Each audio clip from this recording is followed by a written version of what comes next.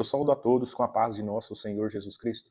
No dia de hoje nós iremos fazer o estudo Fé em Obediência, parte 3. E para iniciar esse estudo eu gostaria de fazer uma leitura em Gálatas, capítulo 3, versículo do 1 ao 14, onde a palavra do Senhor vai nos dizer: Ó insensatos Gálatas, quem vos fascinou para não obedecerdes à verdade?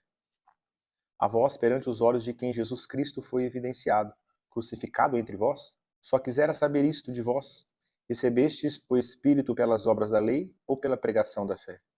Sois vós tão insensatos que, tendo começado pelo Espírito, acabais agora pela carne? Será em vão que tenhais padecido tanto? Se é que isso também foi em vão?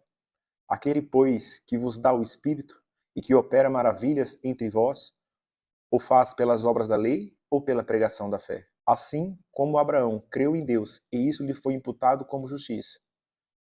Sabei, pois, que os que são da fé são filhos de Abraão. Ora, tendo a Escritura previsto que Deus havia de justificar pela fé os gentios, anunciou primeiro o evangelho a Abraão, dizendo: Todas as nações serão benditas em ti. De sorte que os que são da fé são benditos como o crente Abraão. Todos aqueles, pois, que são das obras da lei estão debaixo da maldição. Porque está escrito: Maldito todo aquele que não permanecer em todas as coisas que estão escritas no livro da lei para fazê-las. E é evidente que pela lei ninguém será justificado diante de Deus, porque o justo viverá pela fé.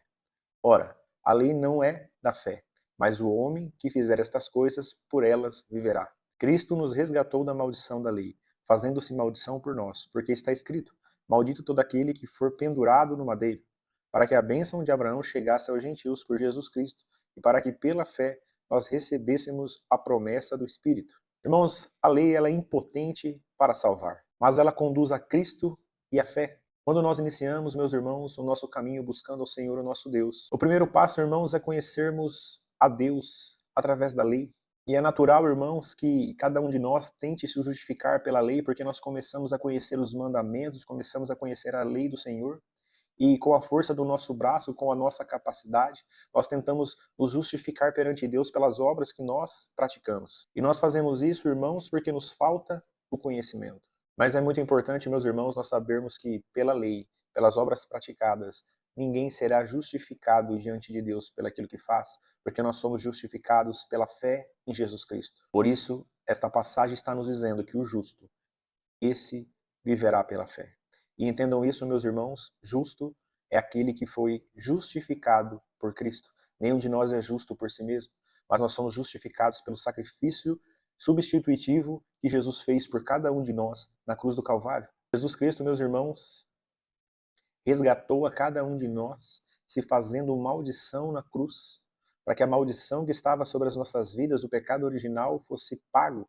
E o Senhor fez isso, irmãos, para que nós pudéssemos receber a bênção de Abraão, para que nós pudéssemos ter acesso ao Deus Altíssimo novamente e estar em comunhão com o Espírito Santo, pois a bênção de Abraão, meus irmãos, é o próprio Espírito Santo que o Senhor concedeu a todos aqueles que o buscam de todo o coração, que verdadeiramente o amam e querem se relacionar com Ele, que aceitam o sacrifício de Jesus como Senhor e Salvador de suas vidas verdadeiramente. Por isso, irmãos, todos esses que passaram por esse processo foram feitos filhos de Deus através de Jesus Cristo, através da fé em Jesus Cristo.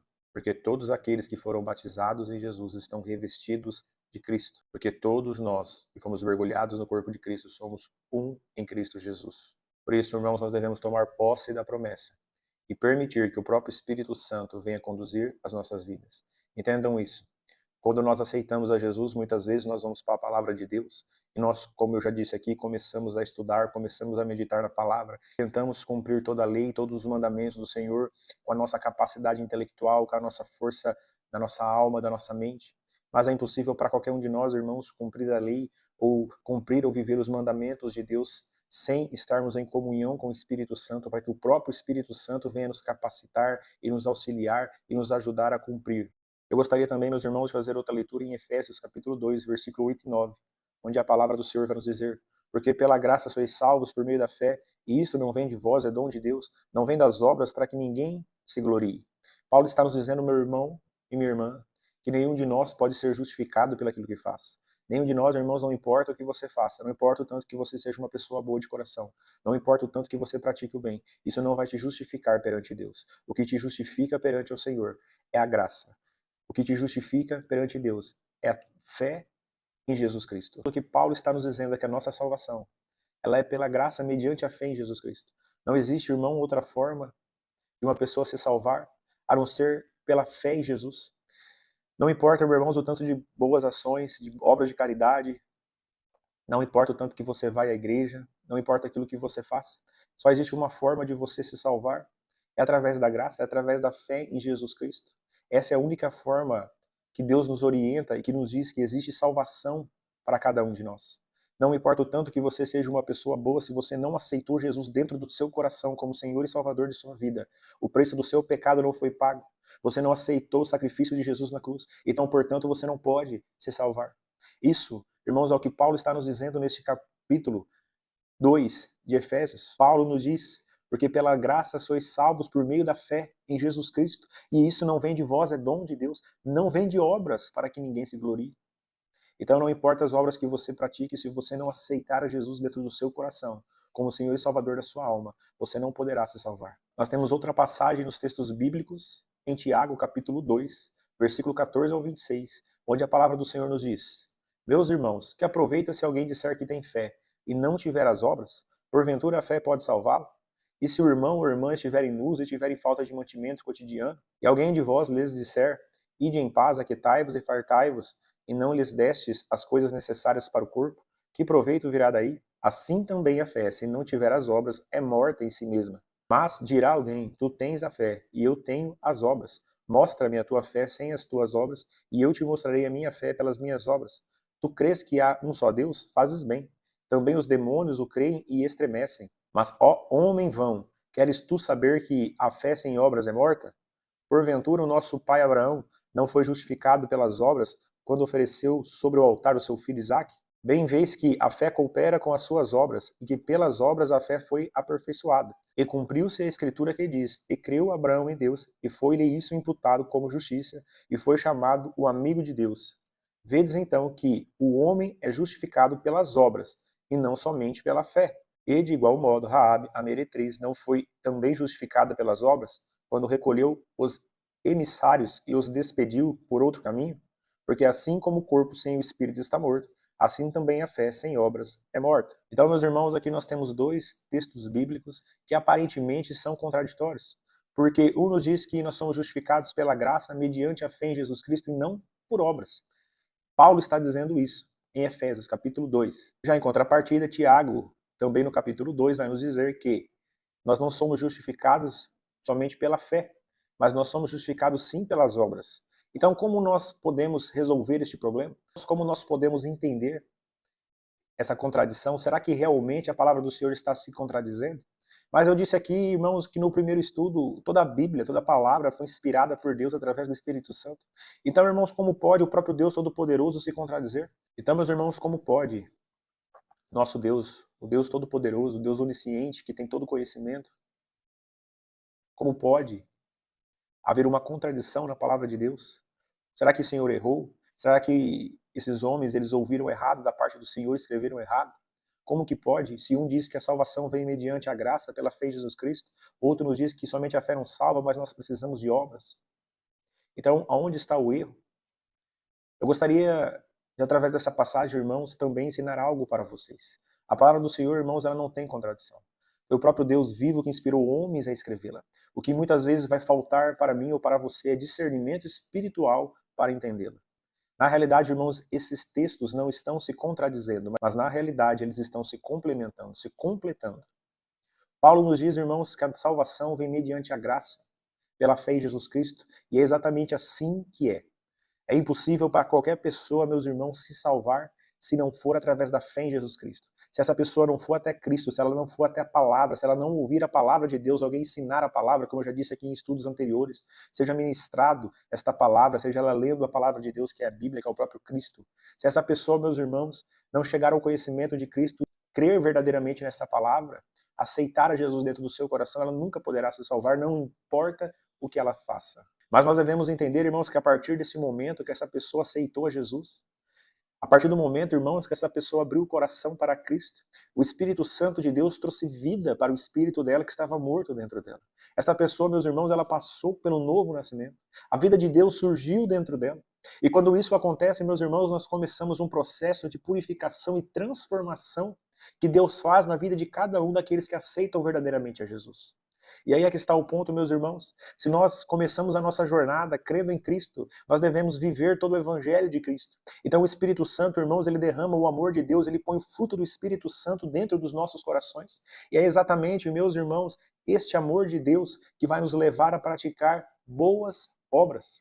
Então, nenhum de nós, irmãos, faz boas obras para sermos salvos. Mas as boas obras são a consequência da transformação e do amor de Deus que está dentro de nós. Por isso, o Tiago está nos dizendo que, se nós dissermos que temos fé em Jesus, se nós aceitarmos, mesmo que nós aceitemos Jesus de todo o nosso coração como Senhor e Salvador de nossas almas, naquele momento nós passamos pelo novo nascimento.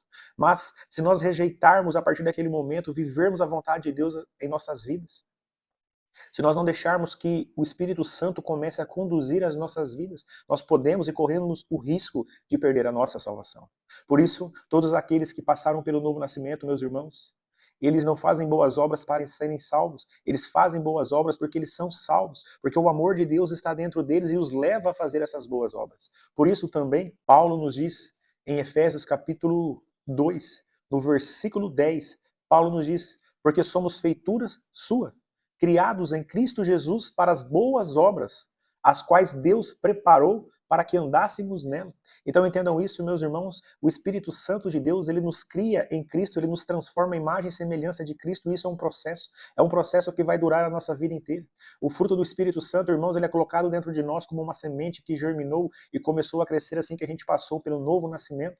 Mas esse fruto, ele precisa crescer, ele precisa amadurecer. O fruto não é colocado maduro dentro de nós, e ele vai amadurecer conforme nós praticamos a vontade de Deus e exercemos a palavra de Deus em nossas vidas. Por isso Tiago também está nos dizendo de que aproveita um homem dizer que tem fé, mas não a cumpre em obediência à vontade de Deus. Porventura, meus irmãos, aquele que diz que tem fé pode prová-la apenas com palavras e não com os seus atos, não com as suas atitudes. Tiago nos diz, irmãos, que as obras, elas cooperam com a fé, ou seja, estão em concordância, andando de mão dada, desde que as nossas obras sejam feitas no Senhor, através do Espírito Santo nos guiando a fazê-las. E as obras, meus irmãos, elas nos ajudam a aperfeiçoar a nossa fé.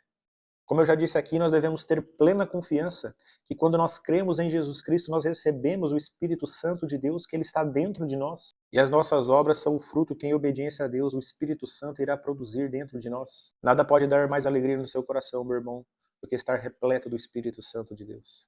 Do que estar cheio do Deus vivo e vivendo uma vida segundo a sua vontade. Porque entenda uma coisa, a palavra do Senhor nos diz que os mandamentos do Senhor não são pesados. Se você está vivendo uma vida tentando se justificar, andando pela lei, se você vive uma vida tentando cumprir os mandamentos de Deus, às vezes vivendo preceitos humanos e não preceitos de Deus, entendam isso. A palavra do Senhor nos diz que onde está o Espírito do Senhor, ali há liberdade. Quando alguém, meus irmãos, realmente recebe o Espírito Santo, ela não precisa lutar muitas vezes para se libertar de um vício ou de alguma coisa, porque é o próprio Espírito que vai libertá-la. É o Espírito Santo, irmãos, que tira daquela pessoa a vontade dela de qualquer tipo de vício, de coisas erradas. O Espírito Santo a constrange para que ela possa reconhecer o seu erro. O Espírito Santo a incomoda para que ela possa reconhecer onde ela está errando. E o Espírito Santo a convence. Então ela abandona aquilo ali e aquilo ali não é pesado para ela. Mas quando nós tentamos resolver as coisas e fazer com a nossa força, com a nossa capacidade, tudo que nós fazemos se torna um peso, porque a nossa carne deseja aquilo ali. A nossa carne quer praticar aquilo que é errado perante Deus. E se nós não tivermos o Espírito Santo para nos libertar daquilo, será difícil, será pesado. Você vai tentar se justificar pela lei, pelas obras que você faz, e você não vai conseguir. Você vai sofrer. Por isso, meus irmãos, todos nós devemos abrir completamente o nosso coração para Jesus, para que o Espírito Santo venha habitar dentro de nós, para que nós busquemos ao Senhor de todo o nosso coração.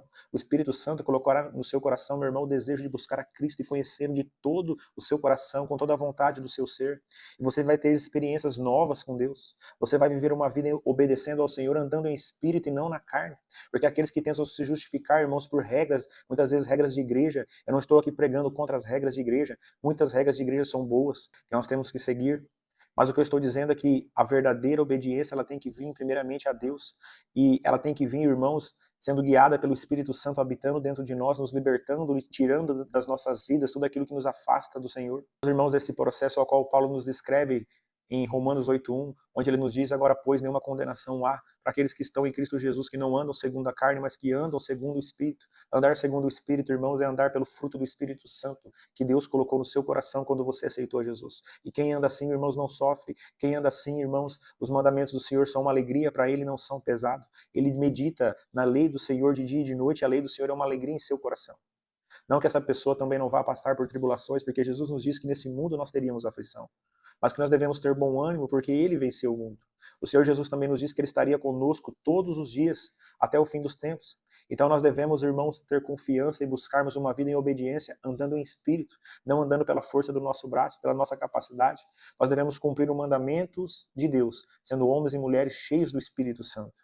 Irmãos, nós temos na palavra do Senhor um grupo de pessoas, um grupo de homens, os fariseus, saduceus, mestres da lei, que eram pessoas que tentavam se justificar por obras, tentavam a justificação pelaquilo que eles faziam, pelas suas atitudes, pelas coisas que eles praticavam. Eles achavam que eles eram bons, que eles eram santos, que eles eram perfeitos, mas nenhum de nós, irmãos, é justo. A palavra do Senhor nos fala que Deus olhou do céu e não achou um justo sequer aqui na terra.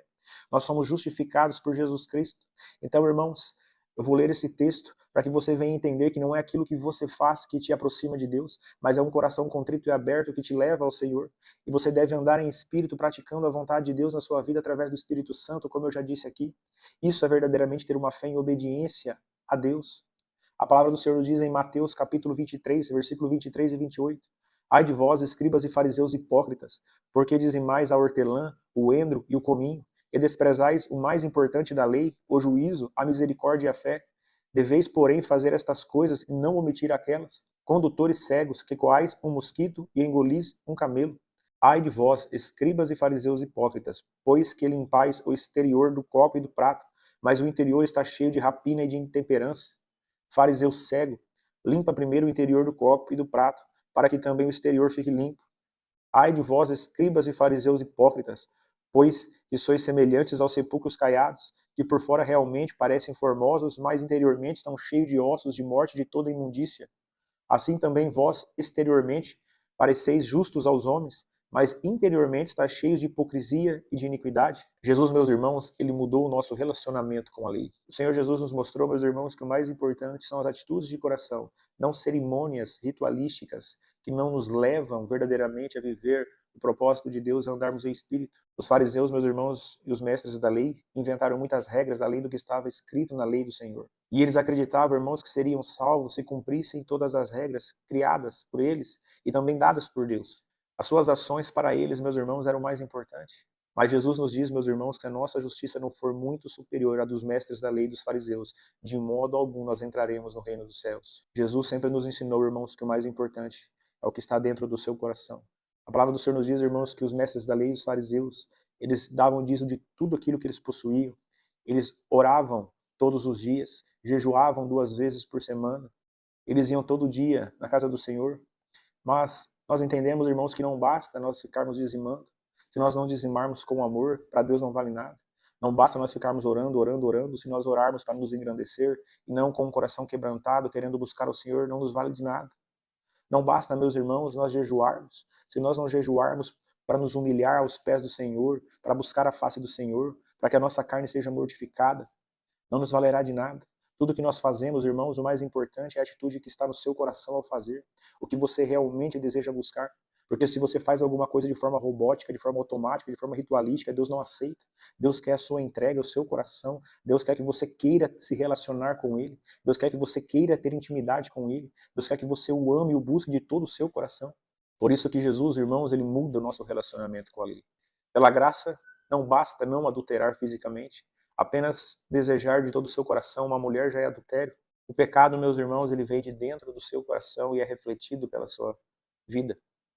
Então, tudo aquilo que está no seu coração é um reflexo que você vai trazer em sua vida. Por isso, irmãos, que quando uma pessoa ela é regenerada pelo Espírito Santo, ela passa pelo novo nascimento, ela começa a andar em espírito, ela começa a viver uma vida refletindo o amor de Deus, o fruto do Espírito Santo que está dentro dela, como eu já disse aqui, e é o próprio Deus vivo que fará boas obras através da vida dessa pessoa. Mas quando essa pessoa não tem o Espírito Santo dentro dela, irmãos, até a melhor das suas obras é pervertida, é corrompida, é maligna. porque nenhum de nós, irmãos, pode ter o verdadeiro amor, que é o amor de Deus, dentro dos nossos corações, sem antes aceitarmos a Jesus Cristo. Nós precisamos, irmãos, sim, ter os mandamentos de Deus dentro dos nossos corações. E quem grava os mandamentos de Deus dentro dos nossos corações é o próprio Espírito Santo. Então, como eu já disse aqui, irmãos, nós não fazemos boas obras para sermos salvos. Nós fazemos boas obras em Cristo porque nós já somos salvos, porque nós já aceitamos a Jesus como Senhor e Salvador. E este amor de Deus, a presença do Espírito Santo dentro de nós, nos transformando dia após dia, vai nos levar a praticarmos boas obras e a vivermos essas obras em nossas vidas. Então nós devemos entender, irmãos, que nós precisamos ter uma vida em obediência à palavra de Deus, mas que essa obediência não pode ser uma obediência cega. Essa obediência não pode ser você tentando se justificar pela força do seu braço ou pelo aquilo que você faz. Você precisa permitir que o Espírito Santo venha te transformar e guiar a sua vida na presença de Deus. Você precisa permitir que o Espírito Santo venha dia após dia vivificar e gravar a palavra de Deus no seu coração. Por isso que é tão importante, meus irmãos, nós lermos a Bíblia. Mais uma vez eu quero bater neste ponto. É necessário você ler a Bíblia todos os dias. Se você não tiver a palavra, os mandamentos de Deus vivificado e guardado no seu coração, não tem como o Espírito Santo te lembrar da palavra e fazer com que você possa ser guiado pelos mandamentos de Deus, fazer com que você possa ser guiado pelo próprio Espírito Santo. Então, meus irmãos, é necessário nós lermos a palavra de Deus todos os dias para que essa palavra esteja viva através do Espírito Santo dentro de nós e assim nós possamos conduzir as nossas vidas segundo a vontade de Deus. E como eu disse, quem anda assim, quem anda em Espírito, para este, os mandamentos de Deus não são pesados. Para encerrar, meus irmãos, deixo uma passagem em Marcos capítulo 7, versículo do 20 ao 23, onde a palavra do Senhor nos diz: E dizia, o que sai do homem, isso contamina o homem, porque do interior do coração dos homens saem os maus pensamentos, os adultérios, as fornicações, os homicídios, os furtos, a avareza, as maldades, o engano, a dissolução, a inveja, a blasfêmia, a soberba, a loucura. Todos estes males procedem de dentro e contaminam o homem. A palavra do Senhor nos diz, meus irmãos, que a fé, ela vem por ouvir a palavra de Deus. Então o seu coração, irmãos, vai estar cheio daquilo que você alimenta a sua alma. Se você alimenta a sua alma com porcaria, se você alimenta a sua alma, irmãos, com coisas indecentes, só com coisas do mundo, o seu coração estará cheio das coisas do mundo, que é o que Jesus está nos dizendo nessa passagem de Marcos 7.